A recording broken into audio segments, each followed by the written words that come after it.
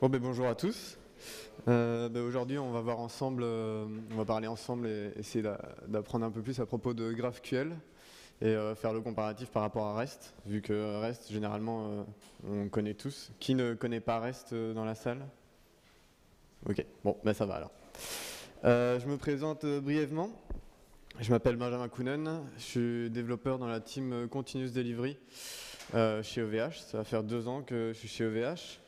Dans notre équipe, on travaille sur un projet qui s'appelle CDS, qui permet de builder, de tester et de déployer tout le code en production chez OVH. Auparavant, on avait testé d'autres systèmes comme Jenkins, Bamboo et tout ça, mais on avait eu des soucis de scalabilité, de file system et aussi de coûts. Du coup, on a décidé de développer notre propre système en Go. En plus, c'est open source, donc si vous avez l'occasion d'aller jeter un coup d'œil sur GitHub, et pourquoi pas mettre des stars, ça fera plaisir à mes collègues que j'ai abandonnés aujourd'hui, ça compensera. Et du coup, si vous voulez me contacter sur Twitter, Benji25, et toute la démo qu'on va faire à la fin sera dispo sur mon GitHub après la conférence. Du coup, rentrons dans le vif du sujet, on va parler de GraphQL. Alors qu'est-ce que c'est concrètement? C'est une spécification déjà qui a été initiée par Facebook. Alors en fait ils l'ont publié en 2015 et eux ils travaillent dessus depuis 2012. En fait ils avaient des problématiques avec leur API et notamment leur appli mobile pour aller chercher de la data sur leur API et donc ils ont commencé à travailler là-dessus. Et après avoir testé en production et tout ça, ils ont publié un premier draft en 2015. Aujourd'hui, c'est encore un draft, donc la spec, elle peut être modifiée. Elle est modifiée, elle évolue. C'est quoi? C'est un query langage en fait pour requêter de la donnée. Donc c'est pas du tout une base de données, ça va pas stocker votre donnée. Ça n'a rien à voir avec ça. Et du coup, c'est aussi agnostique du type de transport. Donc par exemple, ici, nous pour l'exemple, on va le faire avec une API HTTP, mais ça peut être utilisé dans d'autres cas d'usage. Il n'y a pas d'information dans la spec au niveau du protocole de transport. Du coup, il y a diverses implémentations dans plusieurs langages, vu que c'est une spec, les gens l'implémentent dans leur langage préféré. On verra par la suite lesquels. Il faut savoir que la représentation des ressources telle qu'elle est faite avec GraphQL, c'est totalement différent d'une API REST.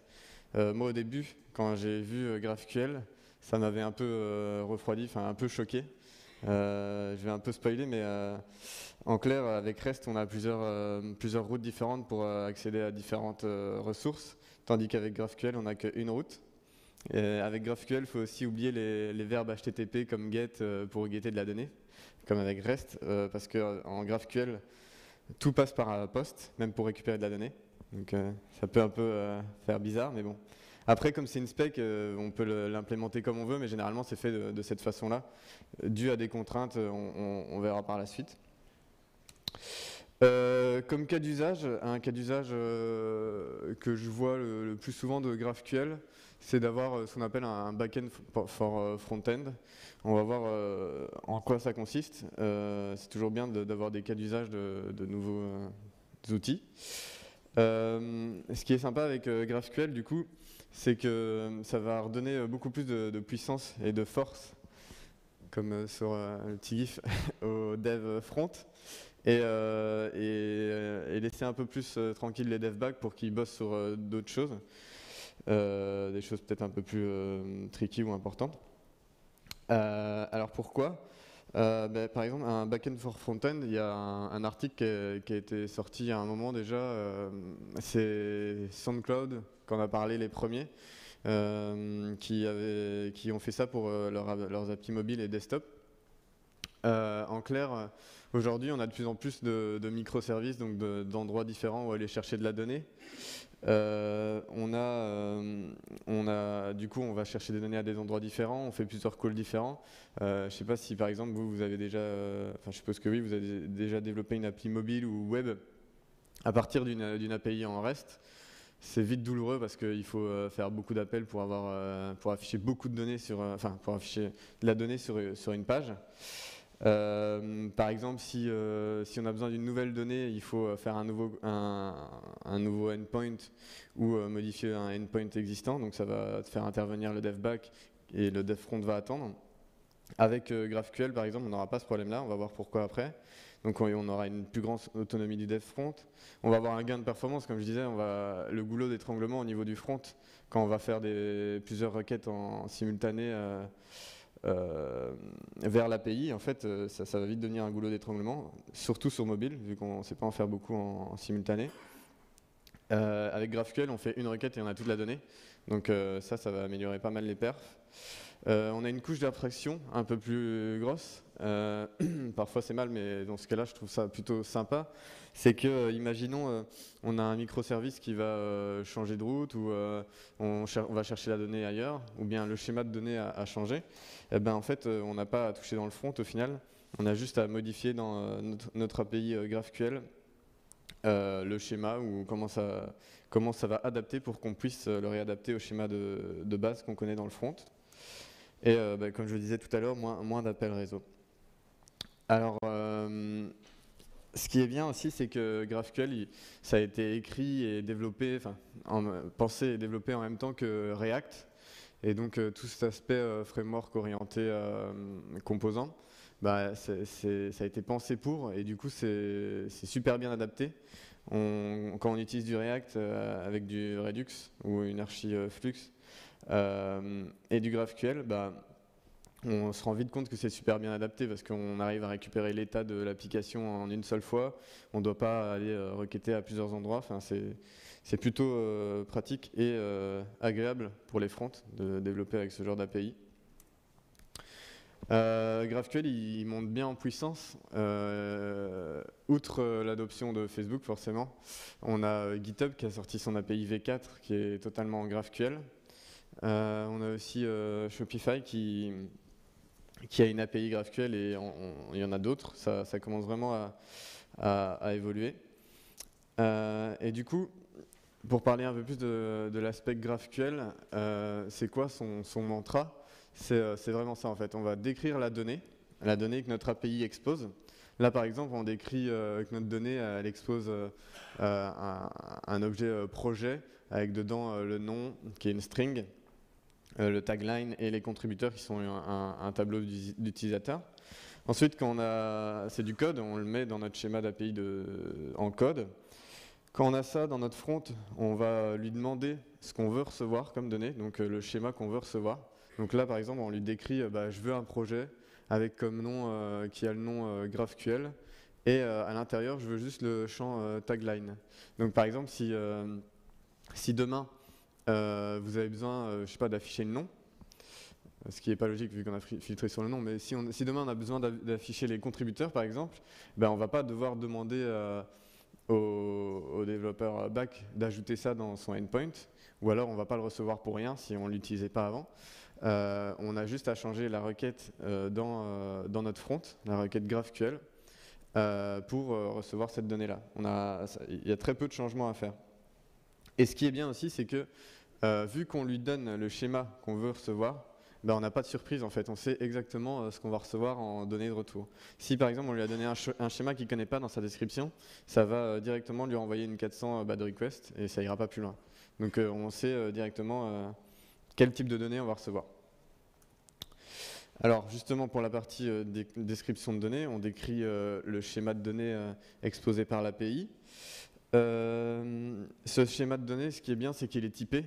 Donc ça empêche de mettre n'importe quoi, et on verra par la suite que ça met déjà un minimum de documentation.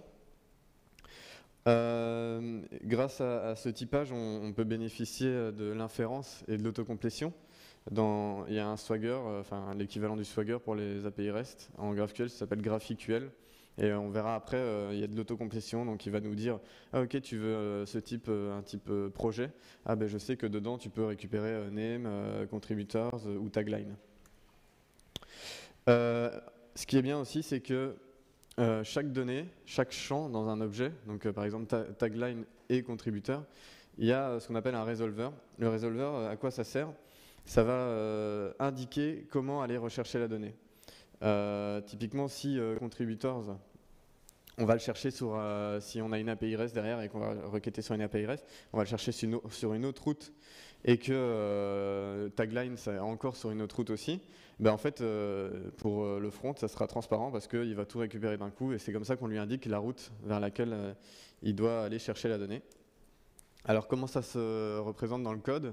Ici, c'est un exemple en Node.js. Donc, on a le type post, on lui donne son nom. Et dedans, on a tous les champs. Ici, par exemple, ouais, ça va, je le gâcherai. On a le champ titre, qui est un type string. On a un auteur, qui est un autre objet de type auteur, qu'on a appelé, et avec ces champs-là. Alors, ce qui est pratique, c'est que, comme je le disais tout à l'heure, pour chaque champ, donc par exemple pour title, ici, on aurait pu rajouter un paramètre resolve. Oui, resolve, c'est une fonction qui va s'exécuter quand on veut récupérer la donnée. Donc si on lui en met pas, ça veut dire que ça se bind automatiquement sur le nom du champ du resolver parent. Donc par exemple, ici on aurait mis un resolver parent qui va récupérer un post, et on sait que ça va récupérer un objet JSON avec le champ title et auteur dedans, eh ben, il va binder automatiquement dessus parce que j'ai pas mis de resolver. Si on en met un, comme ici, si on pourrait en mettre un par exemple, pour aller chercher sur une autre route, il va pas le binder, il va faire le resolve, il va aller chercher sur une autre route et il va ensuite binder à l'intérieur. Donc voilà, ça c'était un exemple de schéma dans le code. Ensuite, on lui demande ce qu'on veut avoir dans notre front, ce qu'on veut recevoir quand on requête à partir du front.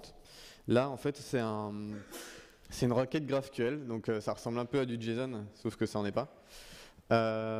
Où on lui dit, je veux un post, enfin je veux les posts avec dedans le champ titre, le champ auteur qui lui-même contient le name et le tutor handle.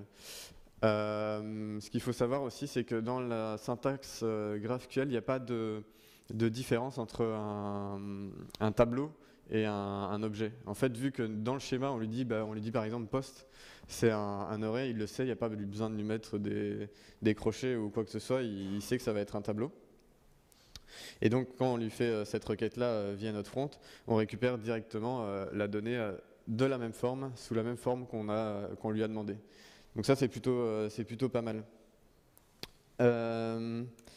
Là, par exemple, c'est ce que je disais tout à l'heure, c'est l'équivalent du Swagger, mais pour GraphQL. Le Swagger, l'API REST, c'est un peu la documentation où on peut faire des calls sur l'API REST pour voir un peu comment ça se passe et ce qu'il renvoie comme données. Ici, vu qu'on décrit le schéma de données, en fait, on est obligé de le décrire. On sait ce qu'il expose comme données, et quand on décrit notre schéma de données, il va exposer un endpoint où il va renvoyer les schémas qu'il expose en fait. Et c'est pour ça que ça nous permet de faire, on le voit ici, quand il écrit, il y a de l'autocomplétion, il dit ah ouais, dans ce champ-là, j'ai tel type de champ, etc. Et c'est comme ça qu'il arrive à requêter et faire de l'autocomplétion. Donc ça, c'est juste une interface web qu'il y a dans notre navigateur qui est fournie avec si on veut l'activer. Du coup, ce qui est bien, c'est que même si on ne veut pas faire de doc, au final, on a quand même un minimum de documentation. Et si on le voit à droite, grâce déjà au type, on a déjà le type et on sait déjà à quoi ça correspond. On a déjà pas mal d'informations. Déjà, si j'avais ça sur toutes les API utilisées en interne ou autres, ça serait déjà pas mal. Mais en plus de ça, pour chaque champ, on peut ajouter, au même niveau que le resolver là, que j'expliquais tout à l'heure, on peut ajouter une description. Donc on va le voir normalement, s'il veut bien, ça prend du temps. Et on va le voir en fait, on va décrire sur la droite, dans un tweet, il y a le body et on a la description juste en dessous. Donc ça c'est sympa, ça se fait vite et ça peut aider les développeurs front. Alors là, vous allez me dire, ok, moi ce que j'aimais bien avec API REST, c'était je fais plusieurs appels, oui d'accord, mais au moins, si j'ai un call qui crash, j'aurai quand même de la donnée affichée. Mais GraphQL, en fait, il gère ça.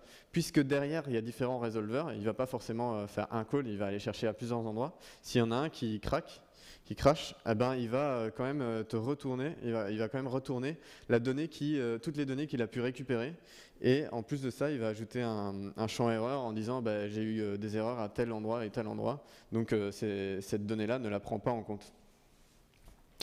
Donc ça, c'est plutôt sympa aussi. On a en GraphQL la gestion des filtres personnalisés. Donc il faut qu'on puisse filtrer la donnée qu'on requête. Avant, ça se faisait via des query params, par exemple. Là, maintenant, bah, on le fait directement dans la requête GraphQL. C'est un peu comme si c'était une fonction. On a author, on met en paramètre name et le nom sur lequel on veut filtrer. Ici, c'est un peu un piège. Enfin, en fait, le nom du filtre ici, ça ne doit pas forcément être le nom d'un champ dans l'objet. Ça pourrait être author name, on s'en fout parce que c'est nous qui le codons en fait. C'est nous qui l'indiquons dans le schéma que j'ai montré tout à l'heure dans le code. Je vais montrer des exemples après dans la démo, mais en fait, on gère tout. En fait, quand on prend une implémentation GraphQL, qu'est-ce qu'il fait ? Il parse juste ce genre de requête et après, il exécute les fonctions en conséquence qu'on a nous-mêmes écrites. Du coup, concernant les implémentations, justement, il y en a en Go, il y en a en Node, il y en a en Ruby, Scala et Java. Il y en a aussi d'autres qui commencent à arriver. Par exemple, GitHub, forcément, ils utilisent celle de Ruby. Nous, aujourd'hui, on va utiliser celle en Node.js parce que, pour plusieurs raisons. Déjà, la plupart d'entre nous, on sait lire du Node, donc c'est un peu plus simple pour tout le monde.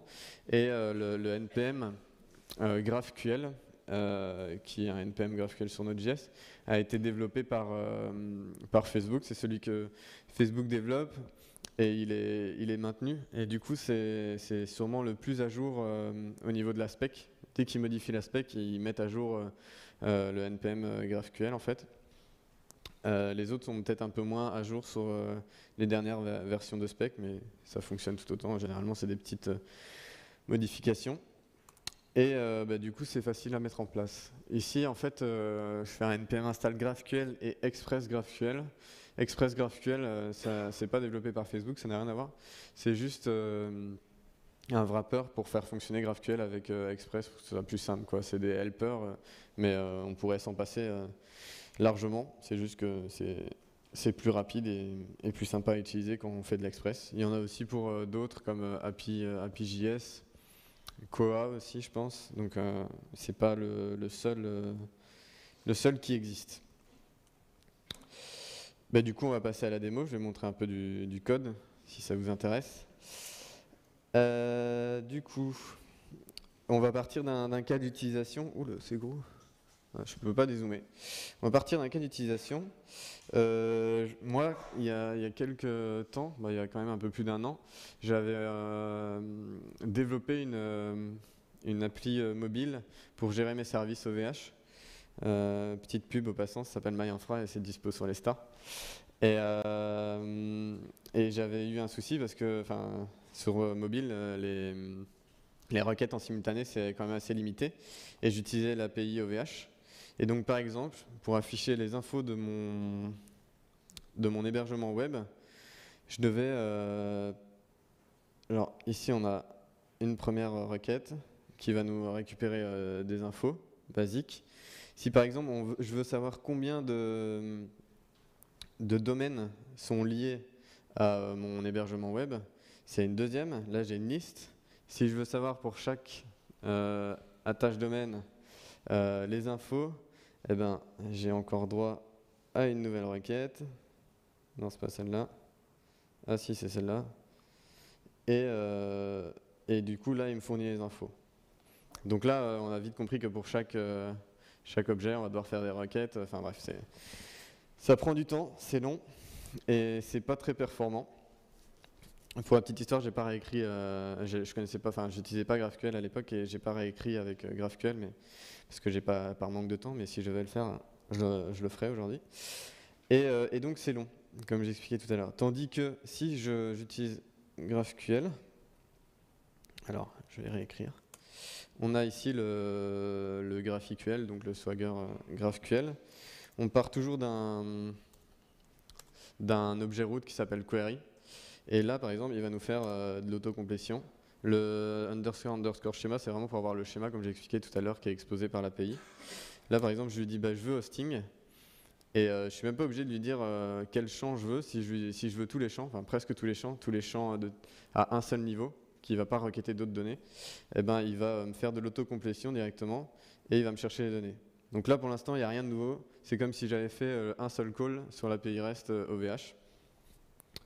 Ah, bien que non, il y a attach domain count qui, lui, il va requêter sur celui-ci. Et qui va me donner le nombre la longueur du tableau. Donc déjà, ça je l'ai fait en une fois. Si maintenant je veux afficher les détails des domaines comme j'ai dit tout à l'heure, eh ben, hop, j'ai juste à ajouter les domaines, il m'a rajouté l'autocomplétion et il me fournit les infos de tous mes domaines en une seule requête. Si demain, je sais pas moi, j'ai plus besoin de la donnée trafic, et qu'en vrai, il allait la chercher sur un autre microservice, donc ça ralentit les perfs, bah, plutôt que de demander au développeur back de changer ça, de virer, de lui prendre du temps pour pas grand-chose, j'ai plus qu'à le faire moi-même, et hop, ça disparaît de mon schéma, et ça va plus chercher la donnée. Alors comme je disais tout à l'heure, on a un peu de doc, je vais revenir là-dessus après, mais on voit déjà les champs dans mon type hosting, donc ça c'est... On a la query tout au-dessus, le type query. On a le type hosting. Et dans ce type hosting, on a service name qui est l'ID, en fait, c'est la référence. On a le state qui est une string, etc. Et du coup, ça fait déjà un peu de doc. Alors, ce qu'on va faire, c'est que j'ai fait un peu de code. Oula, on va pas voir grand-chose. Si vous voyez pas derrière, faut le dire. Vous voyez tous? Ouais, c'est bon. Alors, concrètement, c'est assez simple. Ah non, là je suis déjà au mauvais endroit, ça commence mal. J'ai un fichier JS qui va exposer un serveur HTTP avec des routes qui ne servent pas à grand chose. Et notamment, cette route. Ce que j'ai fait, moi, c'est que j'ai mis le service name, donc l'identifiant de l'hébergement, dans la route. Normalement, généralement, ça se passe pas comme ça se fait via un filtre, comme je montrais tout à l'heure dans la query GraphQL. Moi, je préfère faire comme ça parce qu'après, au moins, dans mon network sur Chrome, quand j'inspecte, je vois sur quel appel a été fait pour lequel directement au niveau de la route. Donc ça, c'est plutôt pratique. Et donc, j'utilise le helper, enfin le middleware GraphQL de Express GraphQL, qui est ici, là, pardon, qui en fait utilise autant le post que le get, c'est pour ça que c'est un point use. Il va prendre le schéma que j'ai déclaré ici, on va le voir juste après, ce qu'il y a dedans. Et GraphQL, c'est l'interface graphique, on lui dit affiche là. Si on n'avait pas eu ce helper là, comme je disais tout à l'heure, on n'est pas obligé de l'utiliser, hein, c'est juste pour faire plus simple, on aurait importé GraphQL.js là, et en fait on peut lui faire une requête avec le schéma, donc c'est une string, et non, le schéma, c'est le schéma que j'ai déclaré ici, et la query qui est une string, qui va retourner le résultat dans une structure JSON. Et donc voilà, donc c'est vraiment juste du sucre syntaxique, on va dire ça comme ça. Ensuite, le schéma, donc on l'a vu tantôt, j'avais ma query, donc mon type query de base. Dedans, j'ai mon type hosting. Alors hosting, si je remonte, je vais montrer déjà ici, pardon. On a hosting qui prend un resolver. Donc là, ça c'est le resolver, c'est la fonction qui va s'exécuter pour savoir où récupérer de la donnée. Alors, comment ça se passe? En premier paramètre, on a la valeur parente. Bon là, elle est vide en soi, parce qu'il n'y a pas de valeur parente, c'est query. On a les arguments. On va voir après à quoi ça correspond. En fait, c'est ce qui va permettre de filtrer, comme je montrais tout à l'heure, les filtres. Et on a la request. Ça, c'est par rapport à Express GraphQL, il ajoute la requête Express qui est faite, on a l'objet requête. Et c'est comme ça que je récupère mon paramètre service name dans la route de la requête. et je l'ajoute dans l'objet requête, comme ça c'est plus simple. Derrière, ce qu'il fait, mon resolve, bah, il fait le call que je vous montrais tout à l'heure sur l'API REST OVH, qui bah, renvoie une erreur si ça tombe en erreur. Donc il fait ça, ce qui veut dire que dans ce type-là, il va récupérer l'objet hosting qu'on a vu dans l'API REST, et pour tous les champs où j'indique pas de resolver, il va binder directement, parce que c'est le même nom, le nom de la clé est le même nom que le champ dans ce que l'API nous renvoie. Donc on voit ici que c'est bindé automatiquement. On a un type différent, mais on n'a pas forcément de resolver, donc c'est aussi bindé automatiquement. Ces types-là, c'est par exemple pour pas recopier deux fois la même chose. On le verra juste après. Là, on a un resolver, par exemple, ça va chercher, ça fait un process sur la parent value. Ici, la parent value, du coup, c'est toutes les données qui sont disponibles à ce niveau-ci, donc tout ce qu'il y a ici. Par contre, il ne pourra pas récupérer ce qu'il y a dans un sous-niveau. Par exemple, ici, dans database, il ne pourra pas récupérer d'infos dans le database. Et du coup, ce qui est bien avec GraphQL, j'ai oublié d'en parler tout à l'heure, c'est que tout ce qui est au même niveau, là, ici, si on avait mis un resolver, ça aurait fait les requêtes en simultané. Donc il va tout chercher en même temps quand c'est au même niveau. Forcément, il ne va pas essayer de faire en même temps les requêtes sous-jacentes, parce que généralement, elles dépendent du parent. Donc il faut d'abord qu'il y ait le parent pour faire la suite. Du coup, quand je parlais des implémentations dans les langages, en fait, il faut penser à ce que le langage il supporte la concurrence ou le parallèle, parce que sinon les perfs ça va être horrible, parce qu'il va aller chercher l'un après l'autre dans chaque resolve et ça va pas être très convaincant. N'essayez pas. Là par exemple j'ai un champ description comme j'expliquais tout à l'heure pour avoir de la doc. Là par exemple on a database. C'est domaine que j'ai montré tout à l'heure. Donc si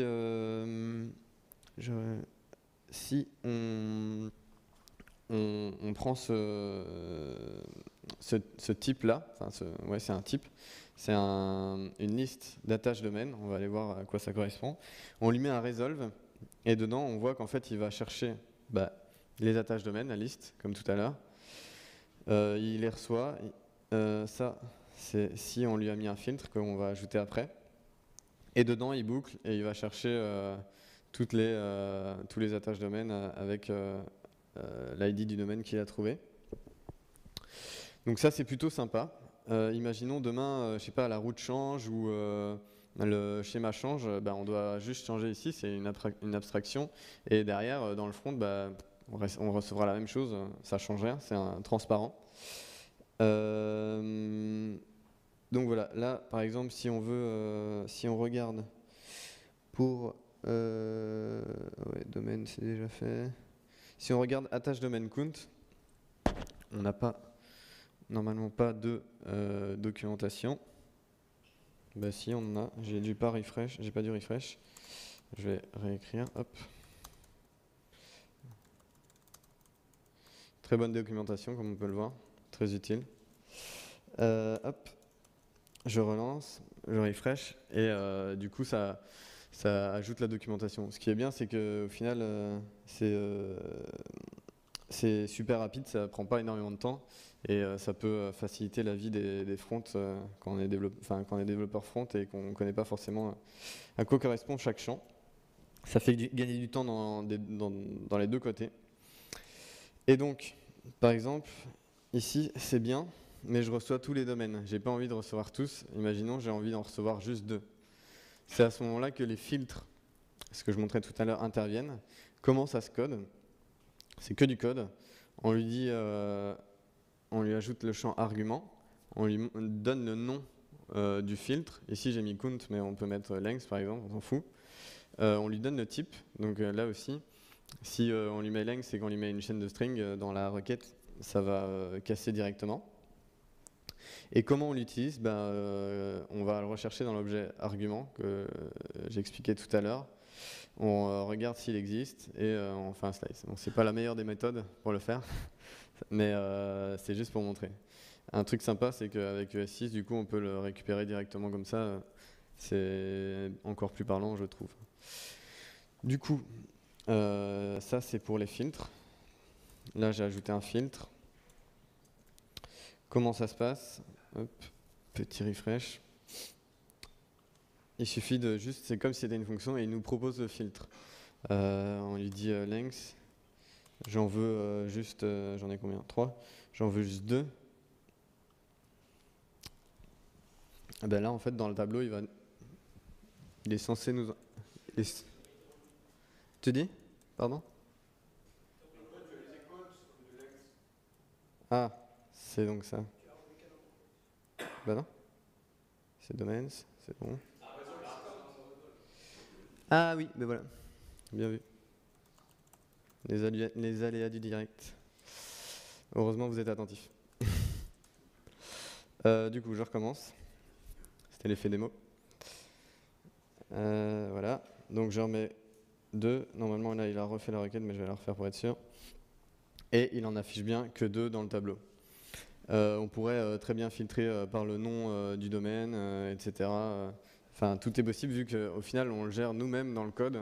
C'est assez flexible. C'est aussi ça qui est sympa au niveau de GraphQL. Maintenant, un autre exemple, c'est les fails partiels. Donc, on peut récupérer toute la donnée qu'il arrive à récupérer, sauf celle qui a fail. Si je veux savoir si j'ai du SSL sur mon hébergement web, alors je vais faire une petite recherche. On a ici ce call qui me renvoie ça. Ok, donc ça fonctionne. Avant, j'avais pas de SSL, j'ai dû le créer. Disons qu'on va faire sur la database. Si je veux savoir, il va me donner un tableau vide forcément. Bon, on va tricker le truc en lui disant qu'il n'a pas de SSL. On va lui envoyer une promise qui fail. Comme ça, on est sûr qu'on n'en a pas. Là pour l'instant, si je requête, ici, hop, SSL, on va voir qu'il va me l'afficher. Donc, il m'affiche bien que j'ai un SSL, Let's Encrypt, qui est créé et tout ça. Mais imaginons que je ne l'ai pas ou que la requête crash. Parce que si on l'a pas, en fait, ça envoie une 404 de mémoire, je pense. Et ben, on va juste lui envoyer reject error. Ouais. Normalement, je suis censé renvoyer une erreur, mais c'est pas grave. Donc, je lui renvoie une erreur directement. Et qu'est-ce qu'il m'envoie? Alors, dans SSL, il me renvoie qu'il est nul. Par contre, il m'a ajouté un champ error qui me dit « Ok, tu as une erreur. À quel niveau? À la ligne 25 de ta requête, bref. » Et le pass, c'est hosting.ssl. Donc, en fait, il a pu tout récupérer, sauf hosting.ssl, et il l'indique comme ça. Donc ça, c'est plutôt pratique. Ça affiche quand même la donnée qu'il arrive à récupérer. Un autre truc sympa. Ah oui. Comment ça se passe derrière quand il fait une requête et comment on doit le faire dans notre front. Si on lance une requête, oula, pardon. Hop, on regarde. En fait, ce qu'il fait, c'est qu'il envoie un objet avec query et variable dedans.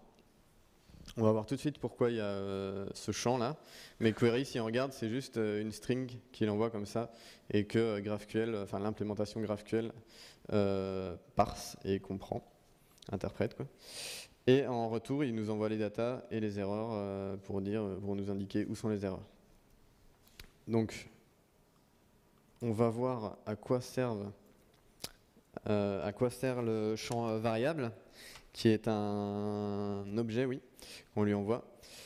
Petite démo, en fait, ici, si on regarde, on sait lui ajouter des variables. En fait, c'est un objet avec le nombre de variables. Alors, j'ai fait des petits, pour pas être en retard, pour pas dépasser dans le temps, j'ai fait des exemples.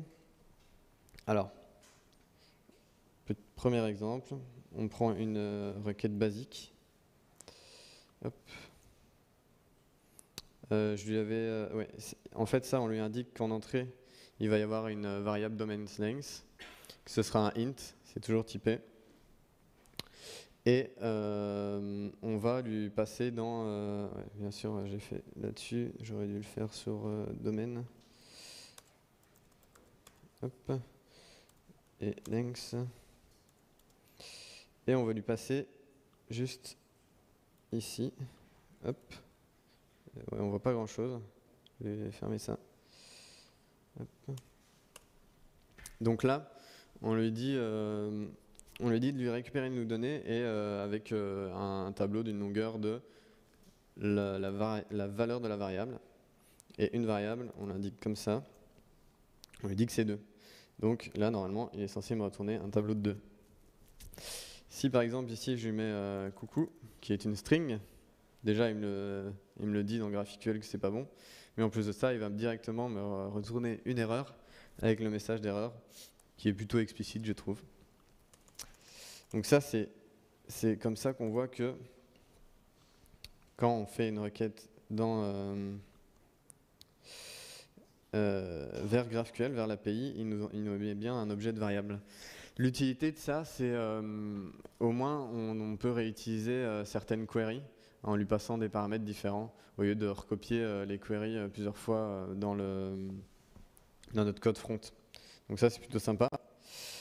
Une autre fonctionnalité assez agréable, enfin là c'est le petit one more thing, c'est qu'on peut lui ajouter des valeurs par défaut. On peut ajouter des valeurs par défaut aux variables qu'on lui passe. Donc rien de fifou là, mais ça peut toujours être utile. On a ce qu'ils appellent les directives. Alors une directive, ça va permettre de modifier et de pouvoir réutiliser, modifier le schéma qu'on lui demande par rapport à des variables qu'on lui donne en extérieur. Donc, exemple. Hop. Ici, j'ai une directive include, avec un if dedans et une variable que j'utilise. Donc en fait, ce que ça veut dire, c'est que si... Hop, with... Ah ok, ça marche tellement bien qu'il me l'a déjà mis. Donc si je lui indique with SSL à true... Putain... Pardon. Si je lui indique with SSL à true, bah, il va me l'afficher. Par contre, si je lui mets false, il ne va pas me l'afficher. Donc ça, pareil, ça permet de réutiliser des queries et de pouvoir en changer le comportement en fonction de variables. Donc ici, je l'ai mis à true, il va me le... Ah bah oui, bah, vu que je l'ai mis en fail, il va me dire... bah c'est pas grave. Je l'ai mis en fail, mais... Donc ça met en erreur. Par contre, si je lui mets... C'est cadeau. Si je lui mets en false, il ne va pas essayer d'aller requêter et donc il ne va pas me dire d'erreur, forcément. Donc ça, c'est aussi dans l'idée de réutiliser des queries et pas de toujours les réécrire.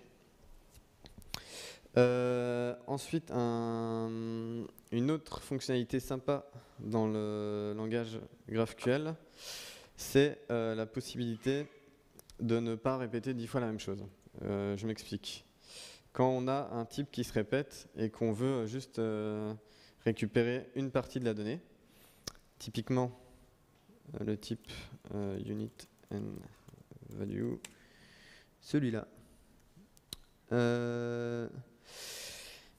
En fait, on voit que ce type-là, il a une valeur unit, enfin un champ unit et un champ value. Qu'on fixe après, enfin bref, c'est pas important. Mais imaginons qu'on l'utilise à beaucoup d'endroits, ça, on va le voir ici, notamment dans database. Et imaginons que nous, on s'en fout du type ou de la valeur, donc on veuille juste l'unité et pas la valeur. Bah, en fait, au lieu de réécrire plein de fois, comme je l'ai dans l'exemple ici, unit, non, c'est pas là. Voilà. Donc ici, on voit qu'il y a 2 répétitions au niveau des types, unit and value. Je vais la prendre et je vais la montrer. Hop. Ici, on a unit and value, unit and value. Si on veut juste la unit, bah, ça fait de la répétition. Ici, l'exemple est un peu simple parce qu'il n'y a que 2 champs dans l'objet, mais ça peut vite être chiant. Ah ouais, j'ai pas de database, donc vous ne verrez pas la démo, mais ça fonctionne. Et donc, les fragments, c'est utile pour ne pas avoir à recopier de code. Donc, petit exemple. Putain, pardon. Petit exemple. Il a vraiment envie de m'ennuyer aujourd'hui. Ici, j'ai une requête avec l'utilisation d'un fragment. En fait, c'est comme l'opérateur en JavaScript où on lui dit mets tout ce que tu as dans ce fragment et que le fragment, hop, ici, on lui dit, on l'appelle juste unit, donc on veut juste l'unité sur le type unit and value, donc le type que j'ai déclaré ici. Oups, je me suis trompé. Juste là, je l'ai appelé comme ça. Donc on voit ici que je l'ai mis correctement. Et qu'on veut juste l'unité. Mais en fait, on fait un fragment et on lui indique comme ça qu'on veut juste l'unité et on ne doit pas répéter la même chose. Ici, il y a le même nombre de lignes parce que je prends qu'un champ. Mais s'il y en avait eu beaucoup plus, ça aurait été intéressant. Et du coup, quand on fait la requête, on récupère juste la unit. Ici, j'ai pas de database, donc c'est pas très parlant.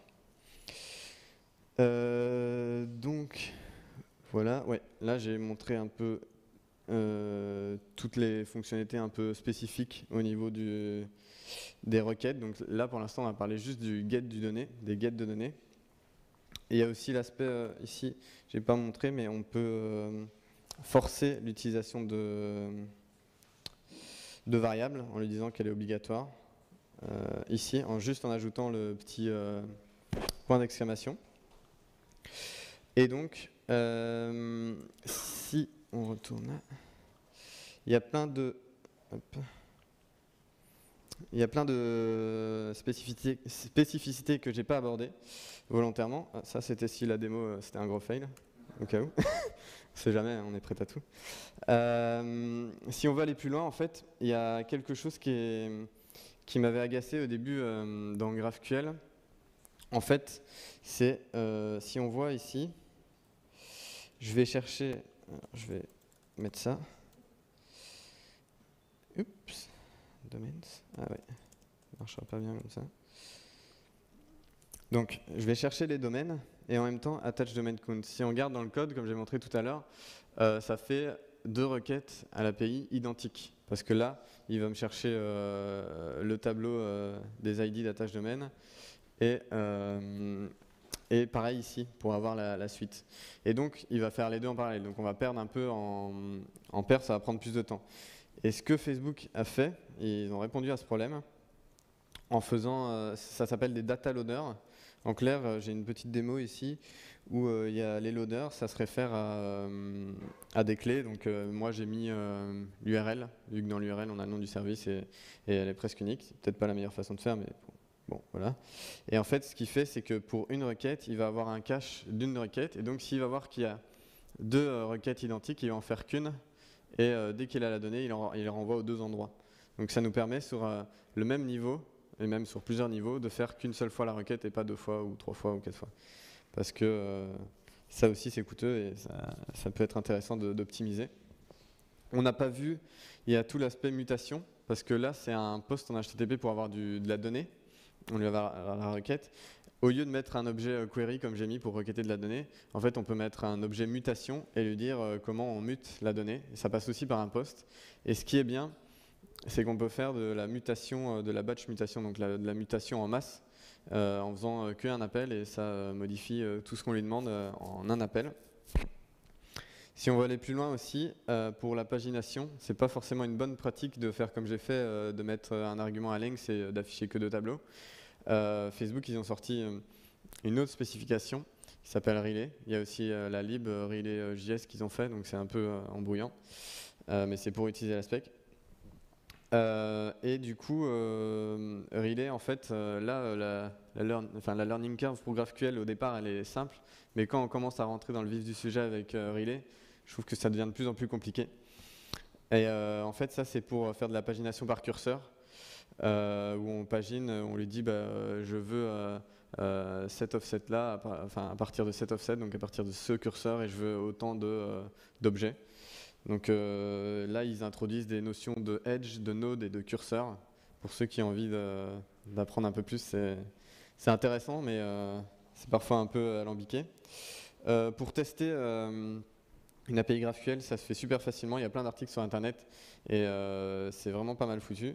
Et enfin, il y a le projet Apollo qui est pas mal investi dans tout ce qui tourne autour de GraphQL et ils font pas mal de libs pour le front pour utiliser GraphQL en front. Typiquement, si il a une lib qui s'appelle batching, je crois, un truc comme ça, s'il voit qu'on va faire deux requêtes, qu'on essaye de faire deux requêtes avec de l'Angular 2 par exemple, deux requêtes vers le même endpoint, enfin, ouais, de toute façon, deux requêtes vers l'API GraphQL, il va prendre les deux queries, les merger, les merge, quoi, et les fusionner, voilà, je cherchais le mot en français, les fusionner et en faire qu'une, et comme ça, ça limite aussi le nombre de requêtes. Donc voilà, c'est un peu tout ce que j'avais à vous présenter aujourd'hui, et j'espère que ça vous a plu. Merci beaucoup.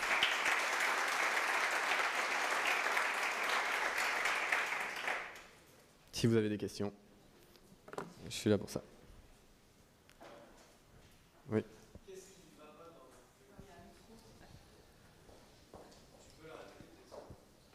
tu peux répéter la question. Je t'écoute, j'ai pas entendu. Qu'est-ce qui est pas terrible dans GraphQL?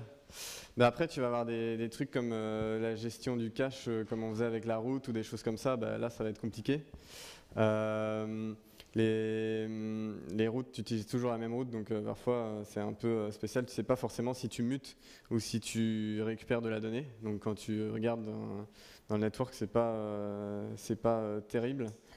Et j'avais noté des... Et ouais, c'est un peu à peu près tout ce que je vois. Après,